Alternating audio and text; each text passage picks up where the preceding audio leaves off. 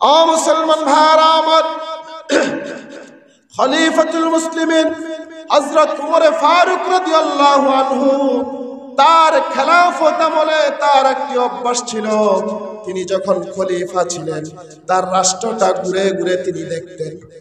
রাত্রিবেলা বের হয়ে যাইতেন, দিনের বেলা বের হয়ে যাইতেন। তার রাষ্ট্রের কোন মানুষটা কি অবস্থায় আছে, তার রাষ্ট্রের কোন মানুষটা না খেয়ে আছে, তার রাষ্ট্রের কোন মানুষটা অভাবগ্রস্ত আছে, তার রাষ্ট্রের কোন মানুষটা দুঃখী অবস্থায় আছে, কোন মানুষটা বিপদগ্রস্ত আছে, কোন মানুষটা মুসিবতগ্রস্তের মধ্যে আছে। এইভাবে একজন মানুষের কাছে যাইতে যাইতে যাইতে যাইতে একদিন দেখলেন একজন মানুষ রাখাল একটি ছেলে মাঠের মধ্যে ছাগল চড়াইতেছে। খলিফাতুল মুসলিমিন হযরত উমর ফারুক রাদিয়াল্লাহু আনহু সেই রাখালের কাছে গিয়া বললেন, ও রাখাল ভাই, আমার খুব তৃষ্ণা পেয়েছে, আমার খুব ক্ষুধা পেয়েছে, আমি দেখতে পাচ্ছি তোমার কাছে অনেকগুলো ছাগল আছে, তুমি একটা ছাগল থেকে আমাকে একটু দুধ দহন করে দাও, আমি দুধ দহন করে একটু তৃষ্ণাটাকে মিটাই। ও মুসলমান ভাইরা আমার, আপনারা ভাবতে পারেন রাখাল খলিফাকে কি চিনেন না? ও ভাই, সেই জামানায় তো মোবাইলের ব্যবস্থা ছিল না, সেই জামানায় ইউটিউব ফেসবুক ছিল না, সেই জায়গায় কে খলিফা, কে রাষ্ট্রপতি, কে অর্থমন্ত্রী, কেউ কি কাউকে চিনত নাকি? চিনার কোনো ব্যবস্থা ছিল না, টিভি ছিল না, মিডিয়া ছিল না, কোনো কিচ্ছু ছিল না। খলিফাকেও চিনত না, নেতাকে কোনো মানুষ চিনত না, দেশের প্রধানকে কোনো মানুষ চিনত না।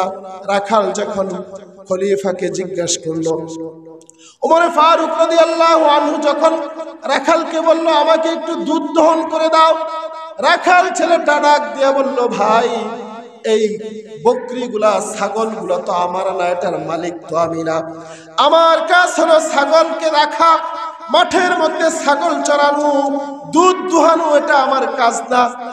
খলিফা ছেলেটাকে পরীক্ষা করার জন্য বললেন, ভাই, ও রাখাল ভাই, তুমি যদি দুধ দহন করে দাও তাহলে তো তোমার মালিক এই মুহূর্তে দেখবে না, তোমার মালিক টের করতে পারবে না, তুমি আমাকে দুধ দহন করে দিয়ে দাও।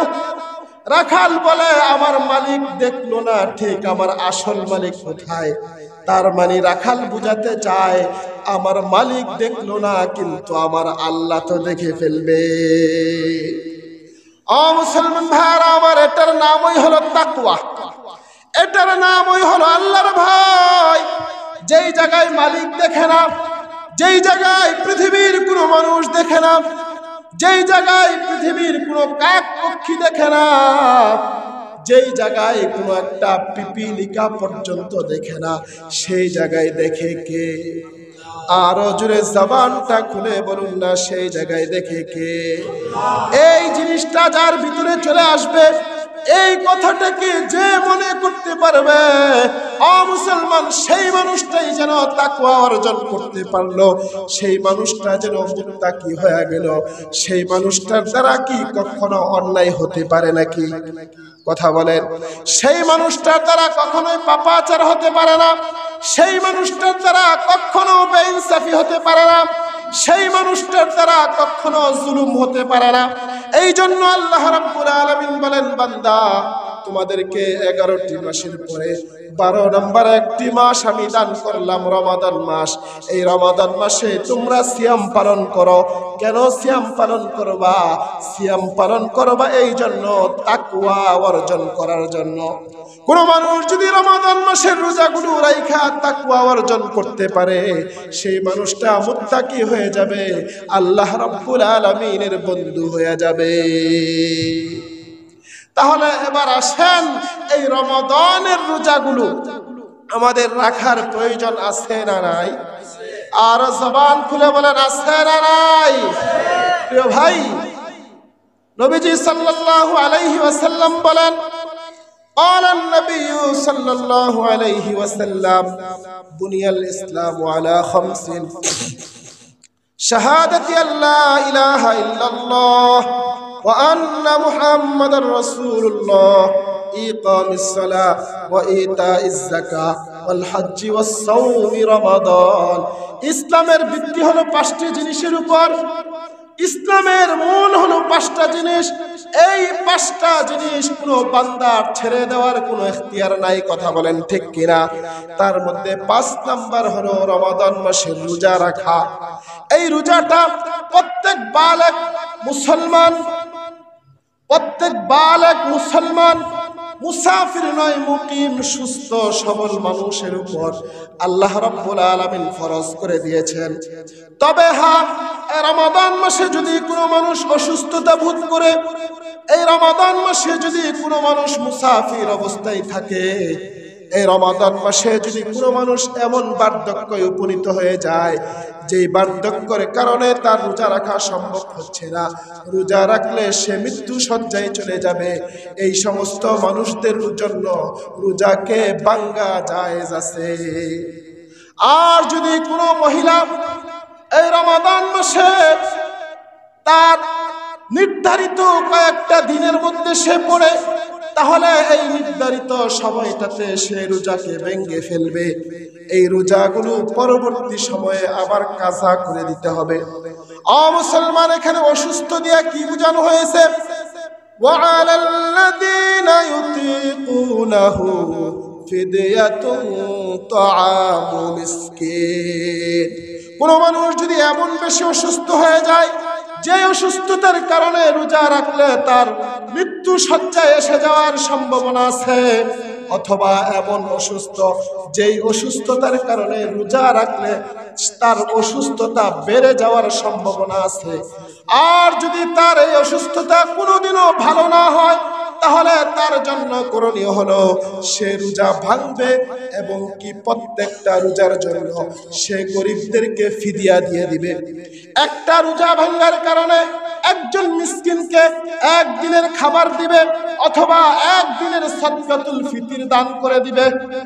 আর যদি এই অসুস্থ মানুষটাও পরবর্তী কোনো সময় 1 বছর পর হোক, 2 বছর পর হোক, 5 বছর পর হোক, যদি সে সুস্থ হয়ে যায়, তাহলে এই রোজাগুলো তাকে অবশ্যই কাজা করে দিতে হবে।